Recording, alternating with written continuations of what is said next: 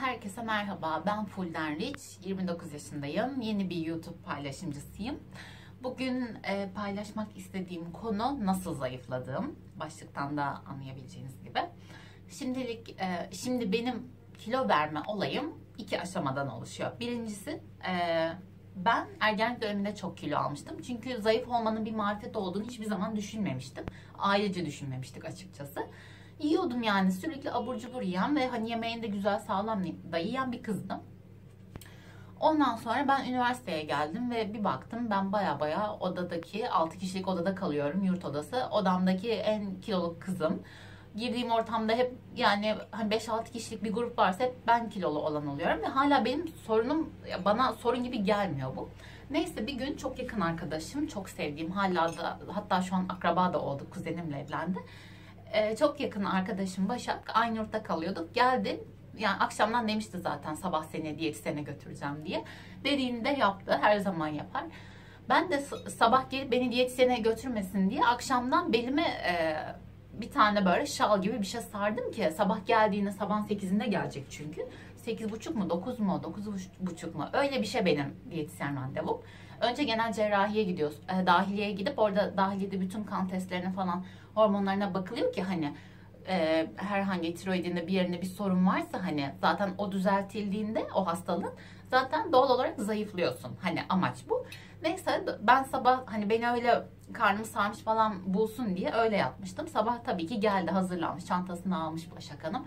Geldi, bir baktı ben böyle rol kesiyorum Başak'a, işte Başak işte karnım çok ağrıyor, bütün gece uyuyamadım, işte böyle uyudum sardım sıcak tutayım falan diye. Başak yer mi? Yemedi tabii ki. Allah'tan da yememiş. Hayatımda bir insanın bana yapabileceği en büyük iyiliklerden biri yani zayıflama. Beni çok mutlu eden bir olay oldu. Yani ben zayıfladıktan sonra şişman halime göre daha mutlu bir insan oldum. Neyse, götürdü beni işte zorla, hani yutmadı benim hasta olduğumu. Gittik diyetisyene. Diyetisyen de dedi ki bana, o kadar güzel bir kadın ki, dedi ki pardon, diyetisyenden önce gittiğim hani o dahiliye doktoru, her şeyi inceleyen kadın. Dedi ki sana bakınca, dedi, ve acayip güzel bir kadın. Asena'ydı. 2 ismi vardı. İkinci adı Asena'ydı, onu hatırlıyorum. Şimdi kadının adını zaten hani hatırlasam da vermem belki doğru olmaz YouTube ortamında, bilmiyorum. Belki de daha iyi bir şeydir yani adını vermem, reklamını mı yapıyor oluyorum. Neyse, işte kadın bana baktı, dedi ki sana bakınca kendimi görüyorum, dedi. O da zamanda meğer kiloluymuş, zayıflamış falan ve dünyanın en güzel kadınıydı yani, böyle ışıltılı falan, makyaj yapmış, gencecik. Böyle bir özendim falan ona da. Neyse, işte hani o zayıflamış, ben de yapabilirim herhalde falan oldum yani. Ondan sonra işte beni muayene etti. Hiçbir hastalığım, hiçbir sorunum yok. Hani yiyorum yani, yediğim için kilo almışım. Gittim ben diyetisyene. O suratsız kadın bana bir liste verdi. Listeyi hala da tutarım yani. Yanılmıyorsam 1400 kalorili civarı bir şey bana hazırladı günlük. Ben o listeye uyuyorum işte. Sabah hani hafif bir kahvaltı. İşte 2 dilim ekmek, ana öğün. 3 ana öğün ve 3 de ara öğün yapıyordum. En sonuncu hani 3. ara öğünüm saat 9 gibi oluyor. 9-9.30 gibi. Bir adet meyve, bir adet de işte yarım kase yoğurt olabilir. Ya da bir kase yarım yağlı, yağsız yoğurt olabilir. Ya da işte ayran olabilir, süt olabilir vesaire, böyle ara öğünler. Gün içinde de işte hani ara öğünlerim, hani kullanacağım meyve de hani bir elma, armut gibi şeyler, yani bir portakal yeme tabii yiyebilirsin ama hani tavsiye etmiyor diyetisyen çünkü şeker oranı yüksek. Ve haftada en az 4 gün diyetisyen bana böyle söyledi, yani hızlı tempolu yürüyüş yapacaksın ve 40 dakika olacak bu, dedi. Saatine bak, 20 dakika yürü, sonra 20 dakika dolduğunda aynı hızla, hiç hızını azaltma, geri dön, dedi. Ben bunu da yaptım. Yurtta da kaçamak yapamıyorum. Başak bana çikolata uzatıyor. Alınca kızıyor. Diyor ki ben sana versem de almayacaksın, diyor. Tamam mı? Hala böyle kızıyorum ama aslında iyi ki yapmış bana bunu. Ondan sonra işte ben bunu yaparak ve o hani haftada 4 gün yürüyüş olayına muhakkak hani hiç atlamadım. Gerçekten yaptım yani. Verdim yani. Mesela hafta sonu atıyorum, ders yok, bir şey yok. Hani kulüp yok, bilmem ne yok. Üniversite zamanı bu benim.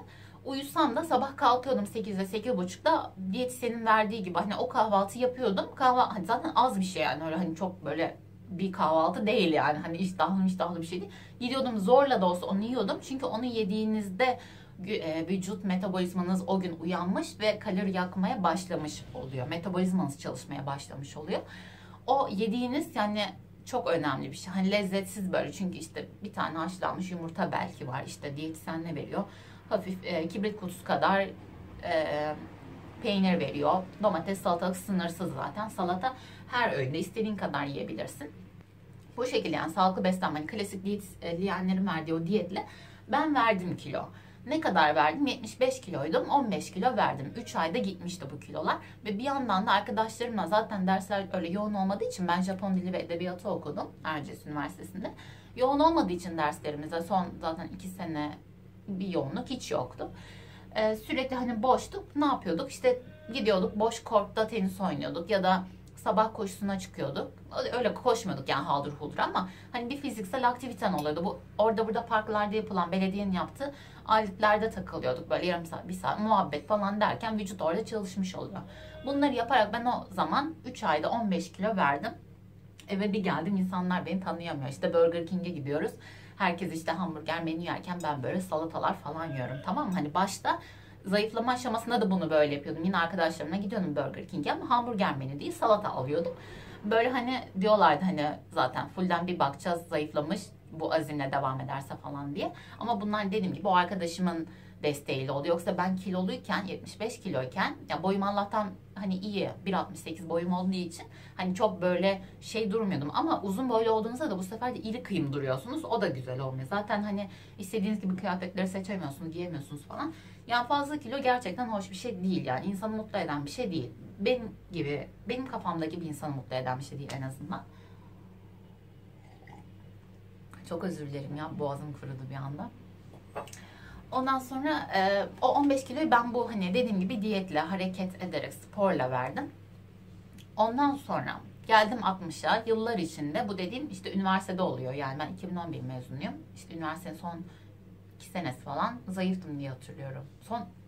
Son senem dedim ya da işte hani 3. sınıftayken ben zayıflamıştım. Neyse son birkaç senedir de hani yani üniversiteden sonra zaten ben geri kilo almadım ama 60 ile 64 arası gidip geliyordum. Arkadaşlarım da diyordu ki, hatta bir tane Alman arkadaşım vardı. O da Fransız arkadaşımla aynı masada eklediler ki, Fulana sen 64 kiloda artık kilolu değilsin. Çok güzelsin hatta yani. Hani tabii arkadaşım olduğu için öyle diyorlardı. Hani ben de onlara aşıktım. Yani bence dünyanın en güzel kızlarıydı. İkisi de yani. Tam böyle bir Fransız kızı. Hani Fransız güzeli olan Fransız arkadaşım tam bir Fransız güzeliydi. Alman arkadaşım, hani Almanlar bizde böyle biraz daha iri, daha böyle kaba konuşan bir imge vardır ya, öyle bir şey değil. Kız acayip güzeldi. Canet eğer izliyorsa, bir gün izlerse sevgilerimi gönderiyorum ona da. Çok seviyorum ikisini de. Dediler ki hani kilolu değilsin ama hani o kilo aralığını 60 ile 64 gibi 4 kilo 5 kilo aralığında tutma. Hani o cidden bir yaştan sonra vücuduna cildin esnekliğini kaybetmesine, şapşallaşmış bir görünüm vermiyor. Özellikle işte kadınlarda şu bölgeler çok sorunludur mesela. Hem en kolay gevşeyen kısım ve üst baldırlarımız. Ama bunlar aslında da en kolay toparlanan kısımlarımız emek verildiğinde. Onu da başka bir videoda anlatacağım. Gerçekten hiç korkmayın. Şu bölgeleri toparlıyoruz. Yani çok basit hareketler. Basit görünen ama aslında çok güzel, sağlam yakan hareketler var. Neyse ben bu 60, 64, 65 aralığında gidip geliyordum. Ondan sonra dedim ki bu böyle olmaz yani. 64'lere geldiğimde ben yine başladım. Yani biraz da böyle takıntı, yani gerçekten takıntı değil. Benim hani aileme sorarsanız biraz kilo takıntım vardır benim ama ben takıntı olduğunu düşünmüyorum. Yani ben hani atıyorum, nasıl anlatabilirim bunu? Başka insanlarda, şu an karşı apartmanda 22 daire var. Öyle devasa bir bina. Ve ben biliyordum zaten, videoya başladığımda balkondan biri beni izleyecek ama neyse, dikkatim dağılmayacak. Videoma devam etmem lazım. Hani kendi başka insanlarda mesela biraz kilolu insanları beğenirim. Yani çok zayıf insanlar bana biraz, nasıl diyeyim, çocuk gibi mi gelir diyeyim. Çok beğendiğim bir şey değildir yani. Aşırı zayıflayıp ben hiçbir zaman sevmedim. Hatta zayıflığı çok sevdiğimi söyleyemem. Ama kendi vücudumda beğenmiyorum fazla kiloyu. İşte ne noktada fazla geliyor? O insanlarla benim birazcık aynı noktada buluşmuyoruz. Benim 64 kilodan kesinlikle kurtulmam gerekiyordu. Ve çevremde dediğim gibi hani herkes, arkadaşlarım belki hani beni sevdikleri için öyle söylüyorlardı ama memnunlardı benim o kilomdan.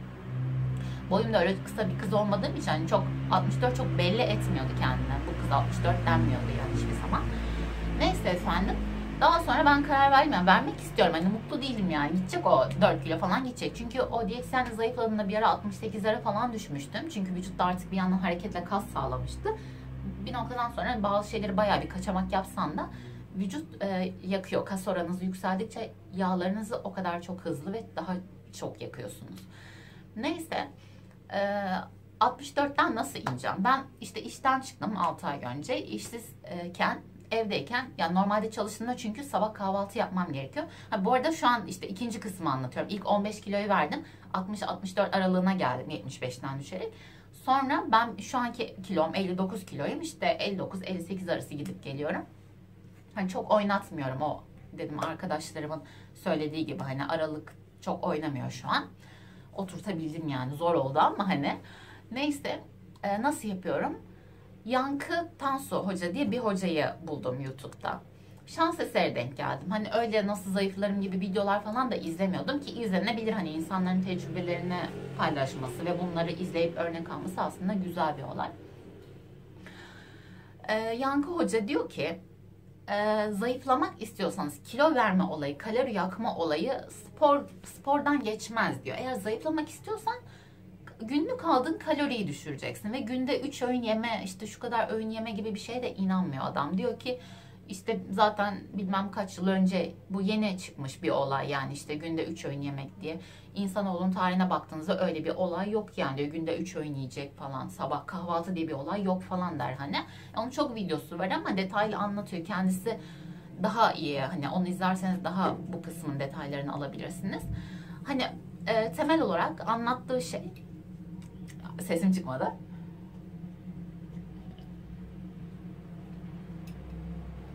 Temel olarak anlattığı şey günlük kalori miktarınız ve ben bunu bir baktım, not ettim. Telefonda MyFitness App diye bir uygulama var. Bunu indirdim. İnsan böyle, çünkü gün içinde düşündüğünüz zaman ben bugün ne yedim ki oluyorsunuz, tamam mı? Hatırlamıyorsunuz ya da yedikleriniz ufak ufak gibi geliyor ve kalorilerini bilmiyorsunuz. Hatta gramlarını bile bilmiyoruz yani çoğu zaman. Ya da bilmiyorum, belki bir ben bilmiyordum hani işte 100 gram ekmek ne kadar ekmek oluyor ya da 240 gram, 250 gram çikolata ne oluyor mesela, çok bilmezdin yani. Hani tablet çikolatadır, tablettir yani, hani çubuk çikolata çubuktur, hani böyle, hani gram olarak bilmiyordum. Gram olarak bilmediğimde ne kadar kalori aldığımı da bilmiyordum. Hani bir paketi bitiriyorum ben genelde, ne yesem, cipstir bilmem nedir.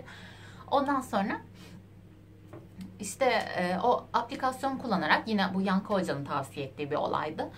Aplikasyonu kullanarak her ne yersem giriyordum yani. Başta böyle unutuyorsun falan ama düşününce hani hatırlıyorsun, o kadar da şey değil, yapabilirsiniz gerçekten. Yani o kadar zorlayan bir olay değil aplikasyona ne yediklerinizi girmek. Girdiğimde bir baktım ben 1200 günlük 1200 kalori paşa paşa aşıyorum yani, yiyorum harbi de abur cuburlara abanarak. O uygulamanın en güzel özelliklerinden biri de ne kadar karbonhidrat, ne kadar protein, ne yediğinizi gösteriyor olması. Bu çok avantaj çünkü hani kalori aldın ama aldığın kalori sen nereden aldın? Şekerden, karbonhidrattan mı aldın yoksa işte proteinden mi aldın? Hani bunları görmen lazım. Yağ yakımı için bunlar lazım. Ondan sonra işte o uygulamaya girerek ben görmüş oldum.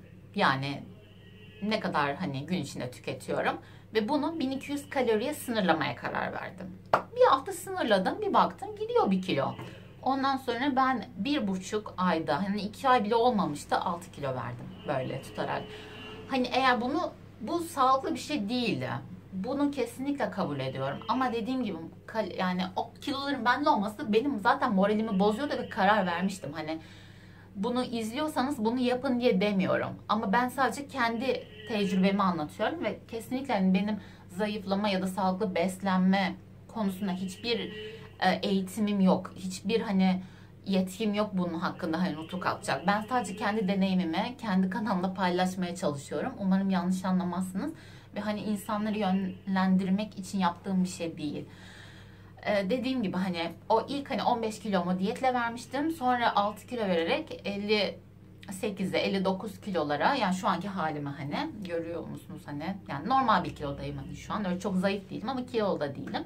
Tam mutlu olduğum, hani giydiğimde istediğim kıyafetlerin bana yani hani oran buramın çıkmadı, böyle rahatça giyebildiğim bir kiloya ulaştım. Bunu da işte dediğim gibi kalorimi sayarak, hani günde 1200 kaloriyi aşmayarak. Başta zorlanıyorsunuz çünkü tamam bir gün geçiyor, 2 gün geçiyor, 3. gün geçiyor, 4. gün yeter diyorsunuz. Yani yemek istiyorum diyorsunuz. Evde abur cuburlar var, bilmem neler var. Markete gidiyorsunuz, oraya buraya gidiyorsunuz. Canınız çekiyor.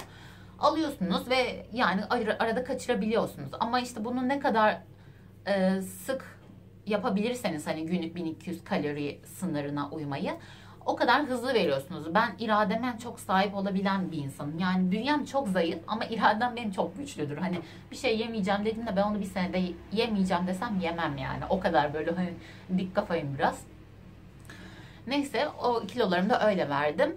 Günlük dediğim gibi ben 1200 kaloriyi denedim ve 1200 kalori yaptığımda zayıflayabiliyordum. Hani bu belki sizde değişir. Mesela televizyonda görüyorum, aşırı kilolara bazen 800 kalori veriyorlar günde. Aşırı zor bir şey. Denedim. Günde 800 kalori yaptım da oldu. Moralim bozukken zaten benim iştahım olmaz, yemem hani. Günde 800 kalori iyi buluyordu. Aşmıyordu yani. O zor oluyor hani, keyif yani, normal sıradan bir günde 800 kalori beni zorlar. Bayağı zorlar hatta. Ama hani yapılamaz mı? Ölmezsiniz yani. Hani yapılabilir bir şey yani.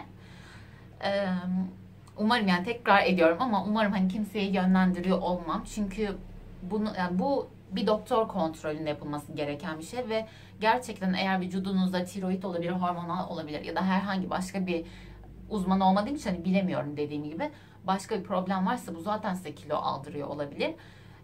Bir doktora gittiğinizde önce bunlara bakması zaten en sağlıklı olan olacaktır. Bu şekilde ben 2 aşamada kilomu vermiş oldum. Deneyimim böyle oldu. Umarım beğenmişsinizdir. Umarım hani dediğim gibi bunu hani benim vücudumda işe yaradı diye hani umarım denemeye kalkmazsınız. Gerçekten hani önemli olan kilo değil. Önce sizin sağlığınız önemli olan. Bir diyetisyene hani ben tavsiye edeceğim bir şey varsa şu videoda, o da sadece hani bir doktordan, bir uzmandan destek almanızdır. Sadece paylaşmak istedim. Dinlediğiniz için çok teşekkür ediyorum. Başka videoda görüşmek üzere. Hoşça kalın.